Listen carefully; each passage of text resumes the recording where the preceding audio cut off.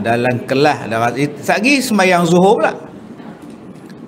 Dalam kemudian aku kang satu suku aku nak ke surau, nak zuhur. Nampak? Satu dunia, satu akhirat. Satu dunia, satu akhirat. Dia akan sentiasa berfikir yang itu. Maka akhirat itu, maka tiap-tiap barang yang dahulu daripada maut dan lambat lagi lewat dinamakan akhirat. Apa dia akhirat? Benda yang datang dahulu. Maknanya benda yang datang sebelum daripada mati, benda yang datang selepas daripada mati, dan lambat lagi, lewat lagi, maka nama dia akhirat. Nak jumpa pada mahsyar tu bila? Tak tahu. Nak jumpa mi kari satgi boleh jumpa. Nak jumpa tauge sat lagi boleh jumpa. Nak jumpa syurga ni tak tahulah bila. Maka iaitu barang yang kemudian daripada mati. Akhirat ialah perkara yang datang selepas daripada kita mati. Bila mati saja kita dah masuk satu alam akhirat. Kita dah sampai kepada alam yang baru. Okey, bertukar alam, berubah alam. Dan tiap-tiap barang yang ada bagi kamu padanya untung, habuan dan kehendak dan syahwat dan lazat pada masa sekarang, yakni sebelum mati, maka dinamakan dia ialah dunia pada hak engkau. Benda yang sekarang yang kita boleh rasa, pertama boleh rasa untung. Jual buah durian berapa untung, tanam pisang berapa untung, nikah dengan dia apa untung. Nikah sebulan mati lelaki tu, untunglah. Ya, suami pula tua, harta banyak, maka untung dia. Untung dengan isteri, menikah dengan isteri, apa pula dapat? Ya Allah, anak tiap-tiap tahun dapat. Saya sentuh jadi, saya jadi sentuh. Untung. Itu dunia.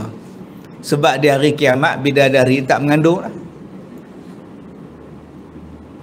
Dan dalam syurga nanti kita tak naklah benda-benda tu. Nak ngorak orang ni tak ada dah. Nak ngenden harta dia, mengenden tak ada dah. Masing-masing dah ada. Yang kedua, habuan. Habuan, gaji, upah di dunia ni dapat. Habuan dapat, berbaris dapatlah sekilo daging korban. Baris dah pukul 9, pukul 12 baru dapat. Lamanya rasa nak balik dah. Lama sangat. Bukannya lama, awak dah tahu awal. Mana ada orang daging korban agih pukul 9. Pukul 9 baru nak tumbang. Nak lapahnya lagi sejam, 2 jam. Pukul 12 lah datang. Okey, insya-Allah. Tapi di barakah ni untung. Datang, kita sedia makan lagi. Menunggu, boleh makan lagi. Macam-macam rasa pun ada. Okey, ada air. 6 balang kita bagi. 10 gelas diminum. Baru dapat daging korban. Balik sakit perut. Baik. Itu namanya habuan. Yang ketiga, kehendak. Dunia ni apa? Dunia ini adalah penuh dengan benda yang kehendak. Sebab itu dia ada pemurah dan dia ada kedekut. Sebab apa dia pemurah? Ada kehendak dia. Baik yang ada makna. Itu nama dia kehendak. Senyum-senyum. Apa nak tadi? Gitu ya. Begitu juga kedekut. Ada kehendak dia. Dia nak jadi kaya. Dia rasa dengan dia kedekut, dia jadi kaya. Kehendak dia apa? Tak nak miskin. Kehendak dia apa? Anak-anak dia pun tak miskin. Cucu kepada cucu dia pun tak miskin. Jauh tu, cucu pada cucu dia. Ni kehendak manusia ni. Dia tak nak jadi susah. Dan juga nak kepada syahwat. Nak kepada syahwat. Kalau boleh tak mau jadi tua. Nak jadi muda, kulit kendor, tegangkan. Okey, dagu pendek, runcingkan. Rambut putih, hitamkan. Ni kalau boleh, tak nak jadi tua. Nak lawan. Kalau boleh belah. Kalau boleh bedah. Buat plastik. Pembedahan plastik. Kena plastik sampah, muka lagi teruk. Silap plastik pula doktor tu pakai. Plastik sampah dia buat. Ataupun dia merasa lazat. Bak makan lazat, rumah lazat, tempat tinggal duduk diam lazat. Maka perkara-perkara itu disebutkan sebagai dunia. Yang sekarang kita duk merasa dia. Yang sekarang yang kita duk cenderung pada dia. Dan ada padanya habuan yang baik, untung yang bertuah, maka tiadalah ia dikeji. Bahkan dunia ini terbahagi kepada 3. Maka dunia ini, habuan dalam dunia ini terbahagi kepada 3. Salahkah mendapat habuan? Salahkah mendapat untung? Salahkah mendapat kebaikan di dunia? Tak salah, sebab kita minta Rabbana atina fid dunya hasanah, minta kebaikan di dunia. Kita minta anak kita ni dapat kerja. Mak bapak ni dia susah hati kalau anak dia tak kerja. Keluar universiti tak ada kerja, mak dia susah hati dah. Tak pun anak tu tak ada jodoh. Umur 30 lebih dah anak darah, tak ada jodoh. Mak susah hati dah. Bukan setakat anak tak ada jodoh, dengan mak pun tak ada jodoh. Dah 30 tahun dah janda ni, susah hati dah. Anak teruna tak kahwin umur 45, maka mak bapak tadi akan timbul susah hati. Dia nak yang terbaik kepada anak-anak dia. Baik, yang pertama, bila sebut tentang dunia dan akhirat, dia bergabung, dia berhubung di mana?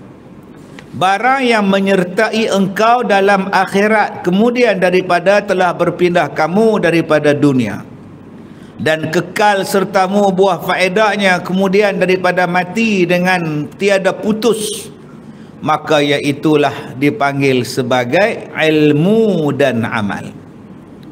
Perkara di dunia yang mendapat habuan, kalau kita buat di dunia, habuan tu tak putus-putus pahala dia.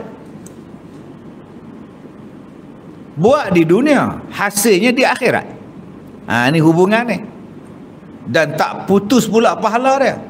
2. Apa dia? Ilmu dan amal. Ustaz, doa pada anak yang soleh Ustaz. Dalam amal tu banyak lah. Hafizuddin, kuatkan sikit base dia Hafizuddin. Sakit tekak saya ni, buat ejah lagu benar ni. Dia rasa kering je, dia punya ni kosong je. Baik.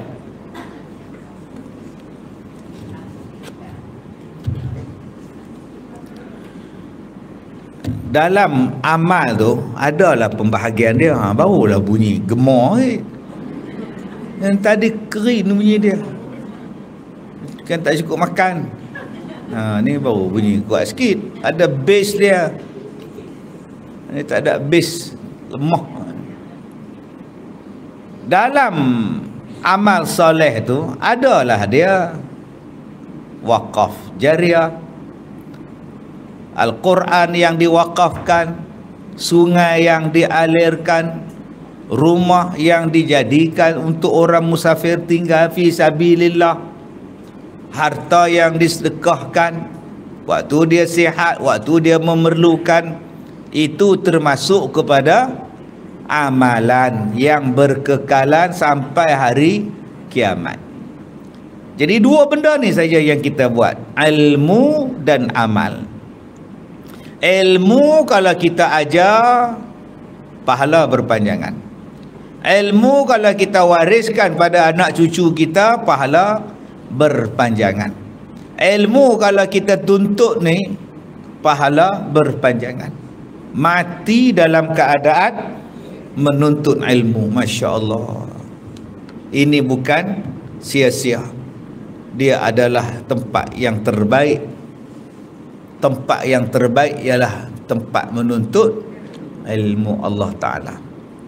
Baik, jadi kalau mati kita menuju ke akhirat, pahalanya tidak putus-putus, ilmu dan amalan. Maka janganlah kita jemu untuk menuntut ilmu. Datanglah. Ini kadang-kadang kita yang menyibukkan diri kita untuk tak mau datang. Menyibukkan. Sekali tak datang, 2 minggu tak datang, lama-lama tak datang. Sebab dia seronok pada benda-benda lain.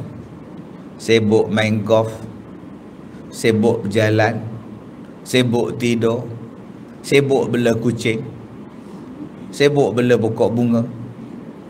Lama-lama tak ada masa untuk belajar. Kitab pun buatlah almari, simpan habislah. Bahrul Mazi pun susun je dekat rak. Tetamu datang banyak, Bahrul Mazi kamu sum. Tak ada belajar dah, kata dia. Rugi lah tuan-tuan, tak dapat pahala berpanjangan. Biar mati kita dalam menuntut ilmu, mudah-mudahan kita dapat syahid. Baik, kemudian. Dan dikehendaki dengan ilmu di sini ialah ilmu mengenal Allah, sifatnya dan af'alnya. Ilmu tauhid. Pergi belajar bab tauhid. Bukannya ilmu belajar kek.